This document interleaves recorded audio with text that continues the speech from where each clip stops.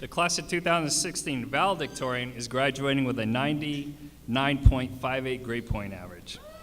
He is attending the University of Maine to study engineering physics and is the son of Alan and Stacy Brown. The valedictorian is Justin Brown.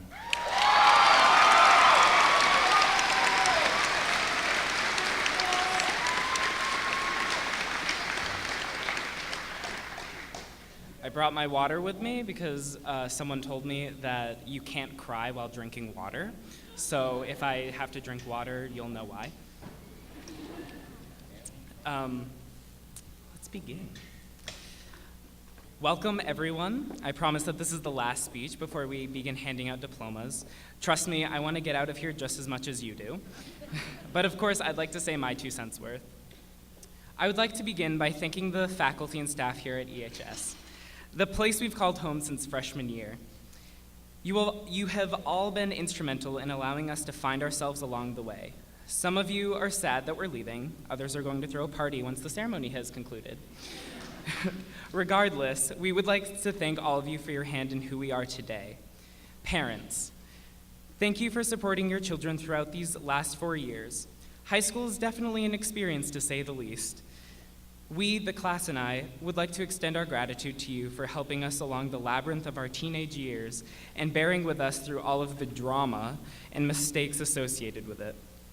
I would like to especially thank my parents. Mom, Dad, thank you for allowing me to make my own mistakes and offering your help when I needed it. You've always told me that I don't need to be perfect and that as long as I try my best, you'll be proud of me. Because of you, I've been able to blaze my own trail and become the person that I've always wanted to be. So thank you for that. So thank you for that, sorry. I would also like to mention that not only is today graduation, but it is also my dad's birthday and my parents' 21st anniversary.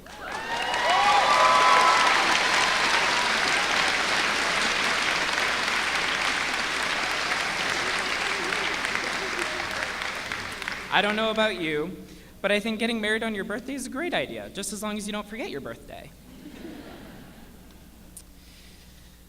All right, now for the purpose of my speech. I spent quite a while trying to figure out what I was going to say and what I wanted to say to the class. Someone I love very much helped me figure this out, and so I would like to dedicate this to them, and I hope that they're listening. Here it is. We are not perfect. No one is. And it isn't expected for any of us to be perfect.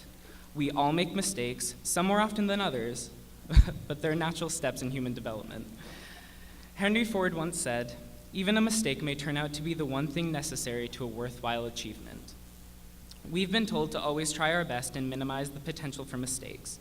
But what if the one mistake we don't make is the doorway that leads us to a new opportunity? I'm not trying to say that making mistakes comes with zero repercussions, but that they're okay, unless you're taking a test for Mr. Bodice. Yeah. Along with making mistakes, it's okay to be wrong, as long as you own up to it. And that applies to everything, a conversation, argument, and yes, even a relationship. The worst thing to do is deny your mistakes, unless you're taking a test for Miss Falabella. Then it does pay off, sometimes. It takes a strong individual to concede after first being mistaken, but make sure to understand why. Ask questions, question everything. Who knows, maybe you're right and the other isn't. If not, take it as a learning experience. Then again, it's not always a question of right or wrong. There is also an area in the middle, an area for interpretation and conversation. Exploring this area is what creates the important conversations that lead to even more important discoveries and revelations. Delving into this area can be frightening.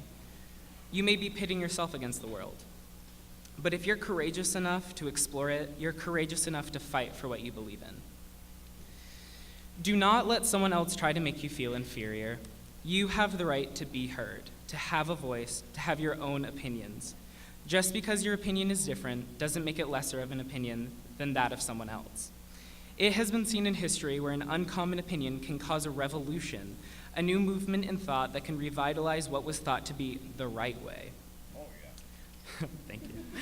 We are all leaders with our own perspectives and our own powers to begin a change. It all starts by questioning what is accepted and opening your mind to new possibilities. So I ask, what will you question, and what change will you lead? All right. I know you're all ready for your diplomas, as am I, but I'd like to say one thing before we graduate and leave the Eagle's Nest. I've had the time of my life with you guys, and I'm excited to see where you all end up. Just remember, own up to your errors, inaccuracies, missteps, miscalculations, and misjudgments. Your mistakes are not what define you, it's what you learn from them that will. Thank you.